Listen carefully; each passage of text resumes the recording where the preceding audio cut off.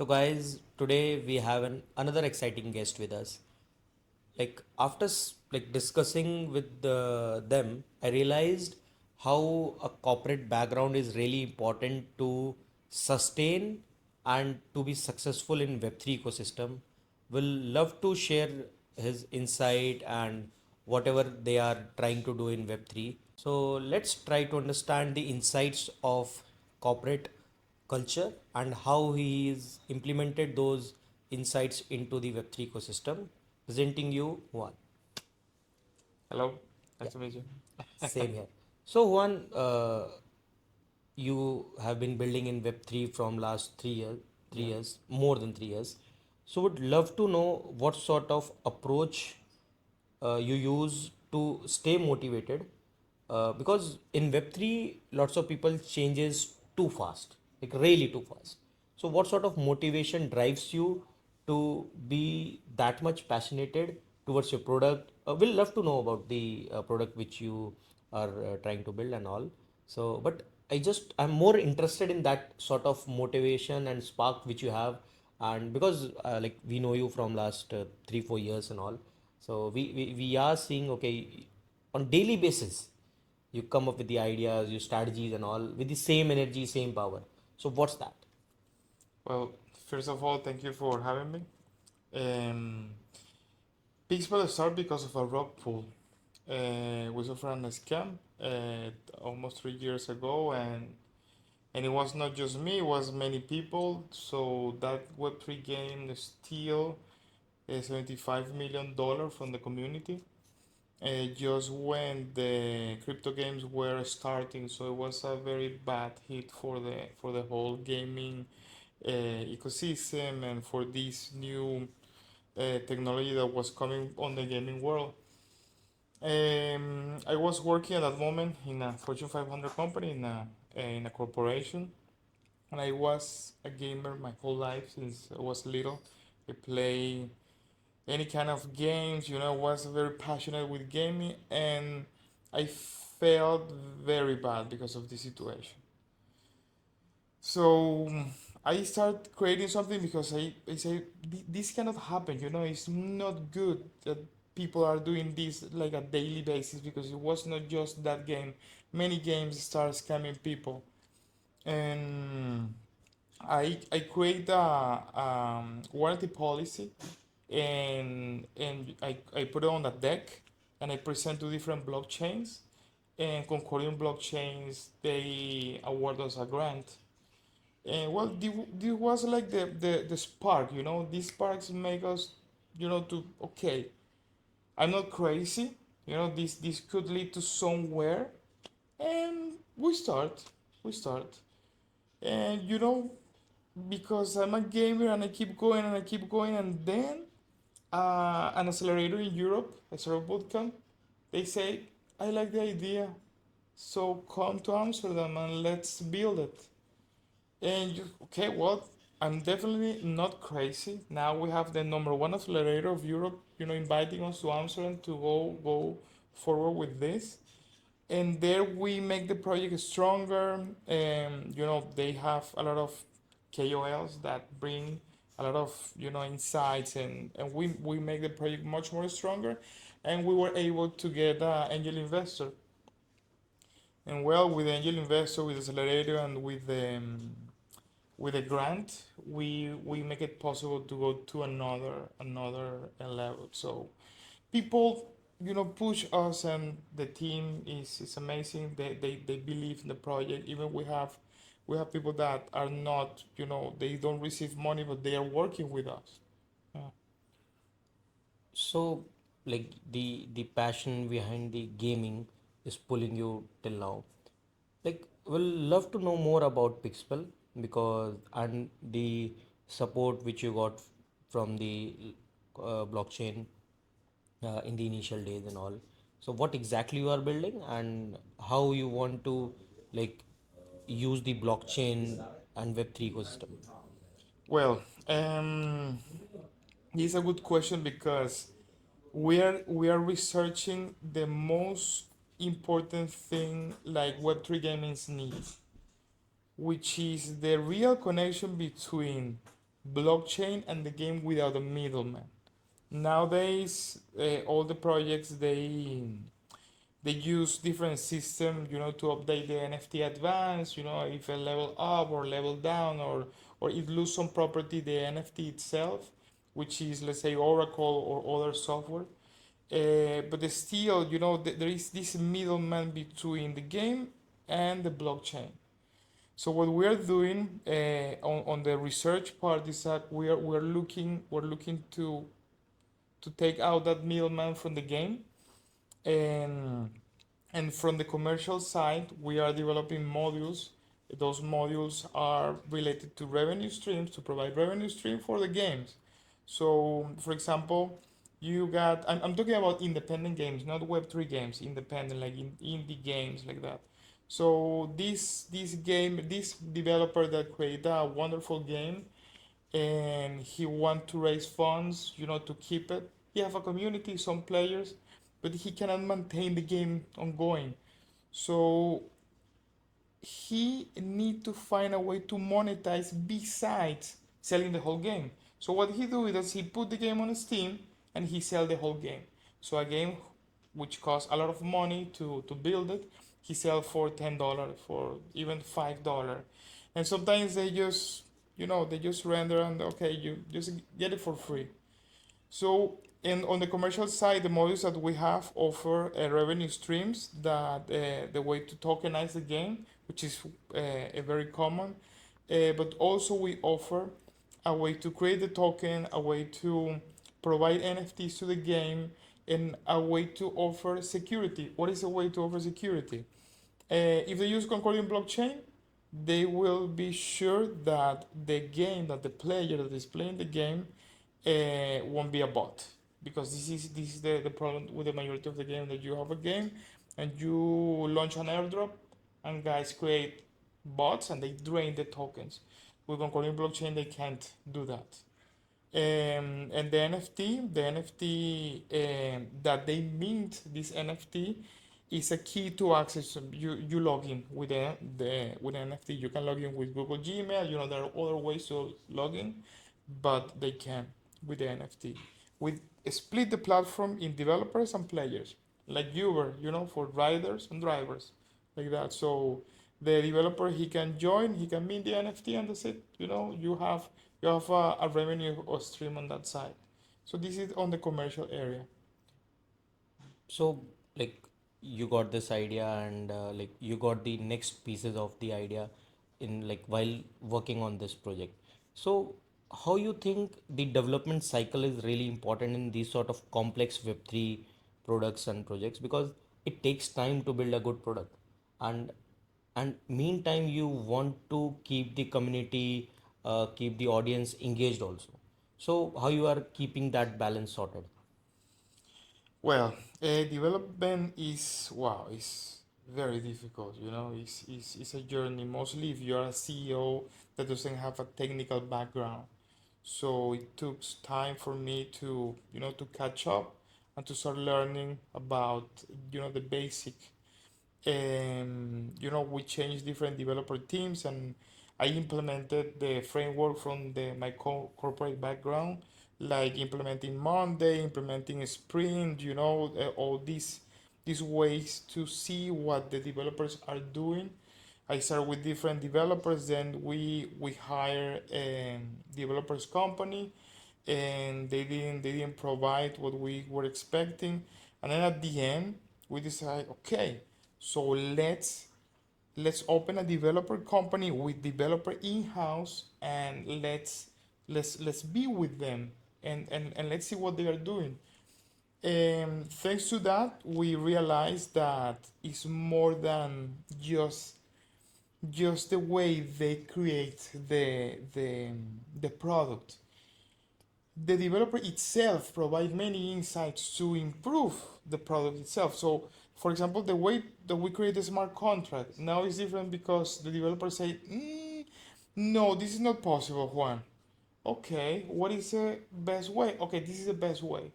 So have an inside that in-house developer team is much more better from my experience, rather than hire something. Is my experience, of course.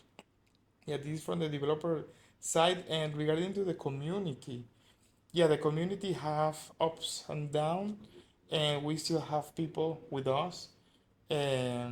Is something that is like a bittersweet relation, because it was difficult for us to launch. But before launching, we need to be sure that the product is secure and is providing value. And when we do a testnet event, for example, we have problems. For example, um, we were in Singapore 2049, and we was showing the testnet event to the community and to some partners, and some person mint many NFTs with image that I don't want to talk about this right now. So it was like, everyone laughed, but okay, this is a flaw. We need to fix this. Okay, so testnet events brings light, but people at the same time are waiting. Okay, it's testnet, and now when is the Yeah, mainnet? because that's the reason it's on testnet.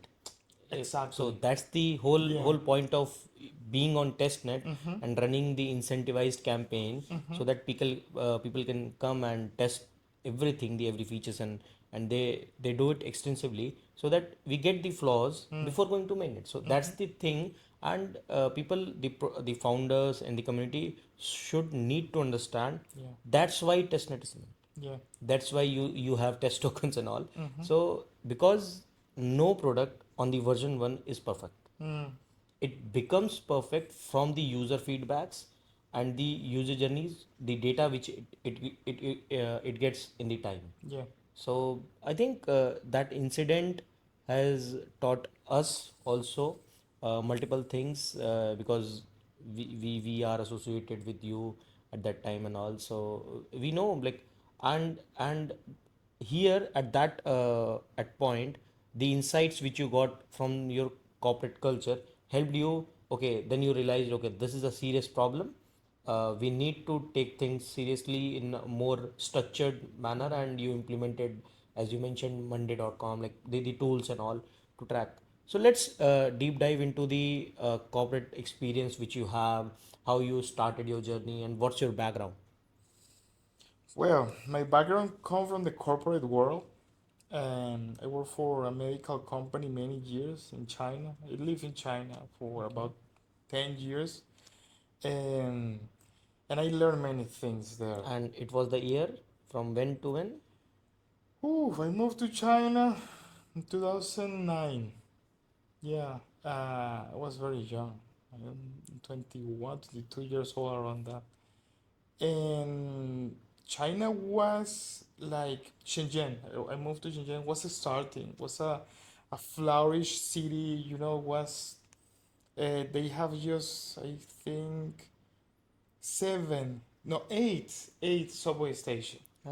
Shenzhen. Now they have 14 lines. It's a huge city. It's a huge metropolis. And I learned there the way to work, the business way. The majority of my friends started in China as entrepreneurs.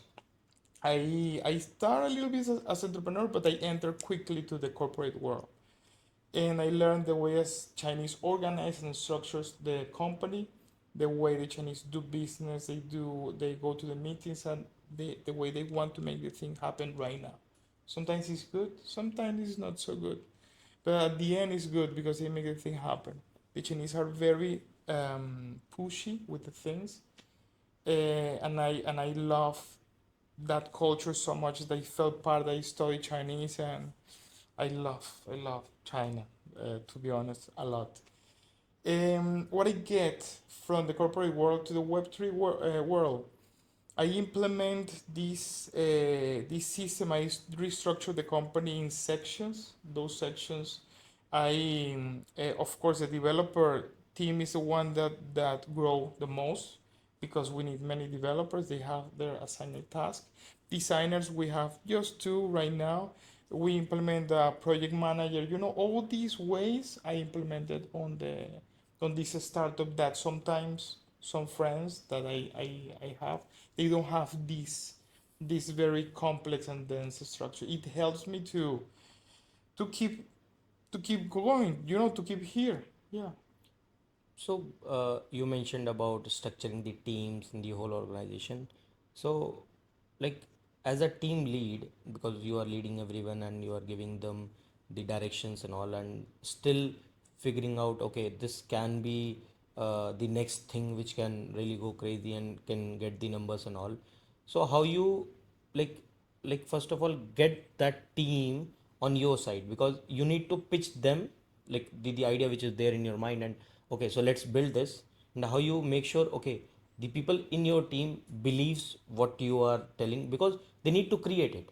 And if you're not believing in you, in your idea, they will not, like, they can do like what you want to say, but they will not love it in that way. Okay, so here is the vision and we need to achieve that. So how you convey that idea, how you implement the things, and like, because that's really important for a founder. Yeah, well, first thing they need to play games. They need to Ah, play games. If you don't play a game, or at least you haven't feel this feeling with the game, like I want to level up or I have this team of people, it's impossible for them to understand what we're doing. so you It's need to be a gamer to build yeah, a game and to yeah. understand the problems which are there in a game. Yeah, cool, cool. Exactly. Yeah, you need to have this passion, because one of the things that is happening in Web3 and blockchain is that it's hype up and down. But it's like, okay, we want to make this happen. We want to create, the my vision in the future is Nintendo Web3 blockchain Nintendo. A console that is attached to the game 100%. The way to embed that NFT with the blockchain and at the same time with the game are, we're talking about how we can make two close ecosystems, which are the game and the blockchain, to be in one or at least coexist together. This is the vision that they do have. It will bring many benefits to the game, to the developers, to everyone. So they must know the pain. They must know what is to love a game. What is to, okay, I want to finish Assassin's Creed Valhalla 100% or 99% at least. It takes months. If you have a normal life, of course. If you have a kid, it takes weeks. Well, even days. There is one guy that break a record that few days Assassin's Creed Origin. But you need to know about games. And I believe that the people that are around Pixpel and in Pixpel, they have something with that. There is a reason we are, from long time ago trying to make this happen, and we are going to succeed. We're going to make it happen. Cool. So a little bit personal question. You mentioned you love game, like you, like for to solve or develop a gamer problem, you need to play games and all. So what was the first like impression in your mind? Like the recall memory. Okay, this was the first game which I played at what time, and what sort of games you play right now? Well, beautiful question. Diablo, I love Diablo. I play Diablo a lot. I think now it's famous because of Elon Musk. It's playing that. I play 1, 2, 3 in PlayStation 1 in computer.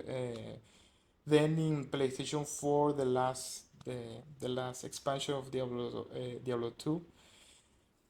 Uh, Honestly, the game I love the most are RPG games, role-playing games. But right now I'm playing Call of Duty. I love to kill players with a knife. I don't use bullets. I use mostly knife.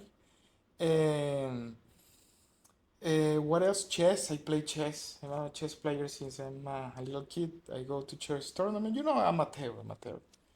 But I am always playing, of course, before Pixpel. Even in a corporate world, I had more time to play. Now, in a startup, it's impossible to play.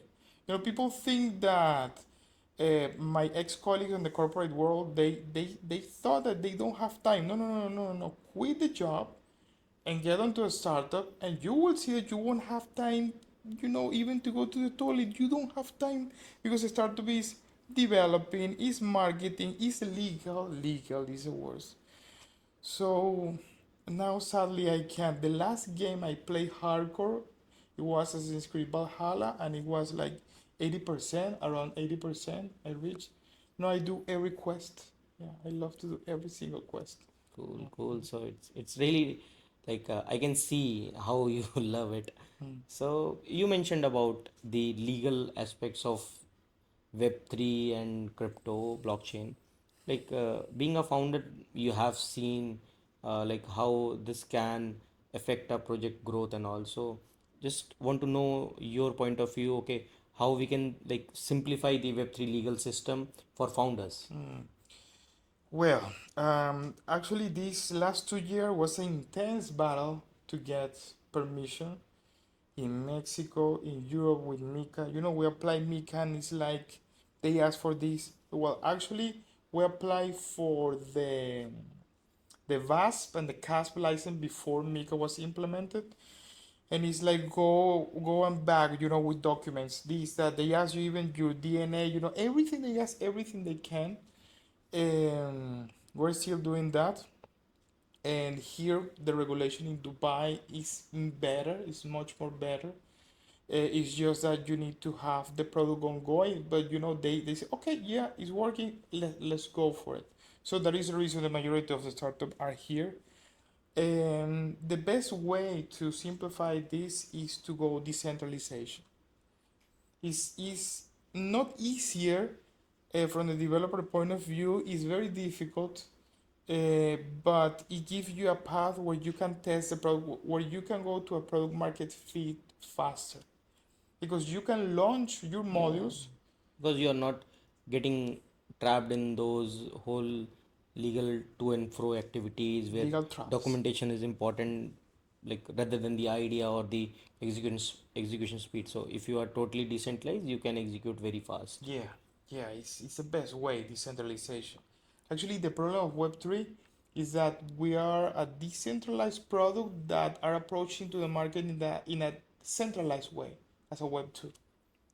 Yeah, that's a like a really cool insight, and like people are trying to find a solution of it, and hopefully within like recent, I think by the end of like 2 quarters we'll have a really good legal sort of solutions from coming from Dubai and other countries which are trying to make blockchain mainstream. They will definitely, because they recognize this problem, Mm-hmm. they are creating a space for Web3 ecosystem.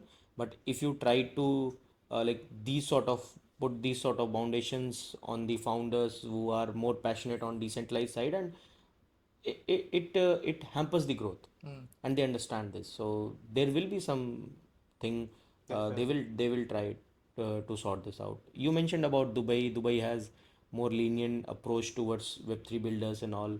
So how you compare Dubai from other parts of world for a blockchain founder or a Web3 native founder? Wow, there are so many ways. Vara, for example. The Vara permit, the license give you a wide variety of reach, talking about customer. They open the doors for the majority of the market that are not under their own regulation. Let's say Mexico or Latin America, they have a gray area regulation. You can, with Vara, you can reach. You cannot reach, of course, European, other countries, but in that aspect they are very clear. They know what they're doing, they know what they want. The KYC procedures, you know, the KYB procedures, they know very well because you know they were the pioneers, and many things happen and they improve accordingly. um, the UAE have different emirates and they give you different license. For example, we are in Ras Al Khaimah, which is for NFTs. So they know very well how to organize, how to structure the country to provide different services and to keep it under the correct regulation. The events, we're here because of that, you know, because of Token 2049. All the events that are coming, the accelerators, the incubators, you know, it's the best because it's a paradise. It's a Yeah, paradise. they create a sort of ecosystem Mm-hmm. where You can find all the aspects for a Web3 growth at one place. Like these sort of events you mentioned, token 2049. Like it happens on Singapore also. Mm. But when you compare the ecosystem part, which is more friendly for a Web3 founder, it's Mm. Dubai. Yeah. People choose Dubai as compared to Singapore. Yeah, Singapore is like it's far better than the Dubai token 2049, and like you can't compare on the event scale, but the ecosystem which Dubai comes up for the Web3 founders and all, it's really crazy. Yeah. I agree. Like you started Pixpel, you are trying to build it, and you are getting new features and everything out there.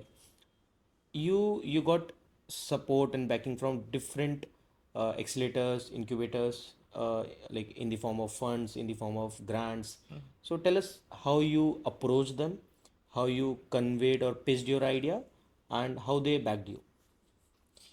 Okay, this is very funny. The internet of my home got blacklisted because I sent so many emails to so many projects that they blacklist the IP. Okay. So I need to call and I need to ask why. I'm in a not safe. If I want to enter to the bank, I cannot because it's a spam email. So because I send so many emails, the deck of Pixpel and apply to so many places, I send hundreds. Seriously, when I wake up, I drink my coffee and I start sending emails. But seriously, like 10 emails to this, I have a spreadsheet with all the emails and one by one. So this is the first thing. You need to be insistent, very much insistent, to the point that your internet got blacklisted. This is the first thing. With that, I got Concordium. They Okay. they So they from cold emailing, you got yeah, okay. yeah. From cold emailing. Then after Concordium, we got a Startup Bootcamp the same way, but this was more related to LinkedIn.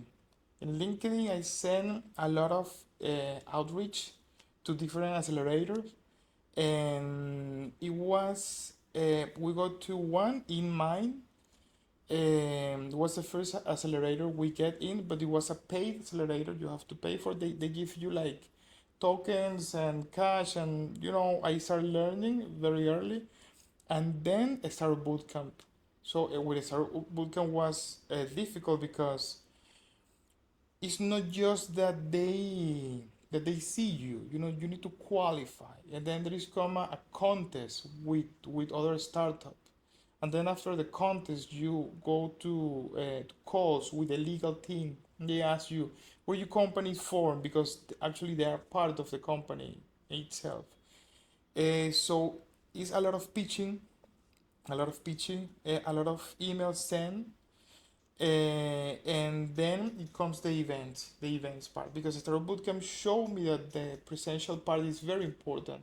This was the way that we found the angel investor. The angel investor understood what we were doing, and it saw the spark there, and he came to us, and we were able to close, and then we keep going to another level. So it's trying, it's really, you need to believe in what you are doing. You really need to believe in what you're doing. So basically, you started with the basic approach of outreaching and you are sticking to it, and that's how you are getting these doors open for yourself. Mm-hmm. That's a really it's like many people think, okay, you need this sort of fund to get to this blockchain ecosystem or to get this sort of grant and all. So here's in like a really like a case study from yourself. You started sending emails and till now you are doing the outreach to get everything sorted for you, and it's Yeah. it's it's really good. It's really good to know. Like for 2025, like you started at like 3 years back. What are your short-term goals for Pixpel for this year? Launch the product finally. um, we expect to launch the product. In order to launch the product, we need to do the TG of the token, because the product is using the token as a main. We are pre-selling the token, so this will lead to the sale of the token and launch the product and do the testing. We are testing. We're researching with a game at the moment. So we are going all to product launching, making Pixpel be there, as a not a project anymore now, a product itself. So this is the TG is there. You are launching the project also, and like, what would be the long-term goal for one? Like, what's your ultimate goal with Pixpel and with the upcoming years and all? Well, if you ask me about the ultimate, is what I mentioned before. Is we aim to have this blockchain console that that will look to change the game. Because nowadays the games are boring. The console offer the same, and the games are the same. On the middle term, we're looking for regulations. The legal aspect. And in the long term, we're looking to attack big markets thanks to those regulations that we have.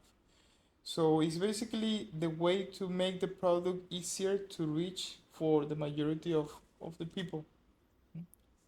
Cool. So, like, you want to launch a console which is powered with blockchain, and the game and the console like works together. Yeah, like it's a it's a unique approach, and we'll love to see that Thank in future. So we discussed about the good part of everything in Web3 and all. Like, you have been in this industry for these many years, you have seen many ups and downs. So as per you, what are the dark side of Web3? Like, what are the dark sides of a person who is coming from corporate culture like you, and starting a Web3, or a or like trying to do any sort of business? So what are the dark side of these? Well, I see one dark side is that the majority of the project are not offering a solution to the problems. Yeah. So they create a problem first, and then they create a product to solve that. Yes, this is one approach. For example, the rock pools. Rock pools is a problem created by the Web3, the crypto itself, and then the solutions come like KYC, KYB, blah blah blah, but it's a centralized solution. And then it comes that, okay, but this is not decentralized. So it's like, is this jumping like from decentralization to centralization, and then, oh no, but decentralization is. So they creates a cycle of Mm-hmm. never ending process, Yeah. and you get into a loop, and then it deviates you from the whole decentralization idea. Yeah, yeah. Which I believe that through decentralization we can solve problems. I believe so. Not 100% yet. I think that we are not evolved even as a society to go there, but uh, I believe that decentralization can solve and even can reduce many expenses. Even talking about institutional level, corporate level, corporation can implement blockchain if they try to find a way to do it. Like, you are building Pixpel, and you have spent like these many like you have lived in different parts of world and all. You have definitely made some really good friends in Web3 ecosystem. Like, what sort of the most interesting ideas other than yours you have seen in Web3 ecosystem, who like someone from your circle is building, like you are more passionate, okay, these guys are really building, we can support them, or like what, like you are looking up to, okay, when they can launch. Well, I'm I'm still a fan of Concordia.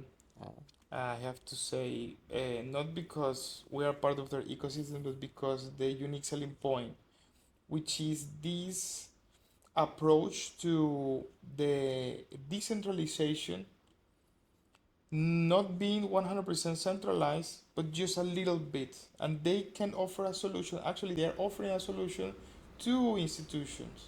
So the layer ID on every transactions, I believe in that. Because this is like the key point on this decentralization, this partly decentralized world. So this is I truly follow So them. you are bullish about that. Yeah, I'm very bullish about them. They are still trying to catch up because Web3 on blockchain is still a world of rebel people, like, no, we are against the system, no. But no, it's not, society doesn't work in this way. Of course, the I'm against the system is a acceptable approach, but you need to coexist with the system, and the best way is to dance with the institution, dance with the regulation, to find a way how we can work together to make the things better. Yeah, Concordium is mine. Mhm. Thanks a lot for sharing these sort of like insights with us. Like today, like with the this in-depth discussion, we learned about how you like you learn from your mistakes, like the the failures which you mentioned at the time of testnet gave you new ideas, and like and the approach which you like how you teach your development team like to build a exciting feature in a game. You need to be like a gamer, or you need to think about that. So it's a really exciting exciting approach and all. So thanks for giving us the this time, Thank you. and we'll love to sit with you again. Thanks Thank a you lot. very much. Thank Yeah, you. thank you.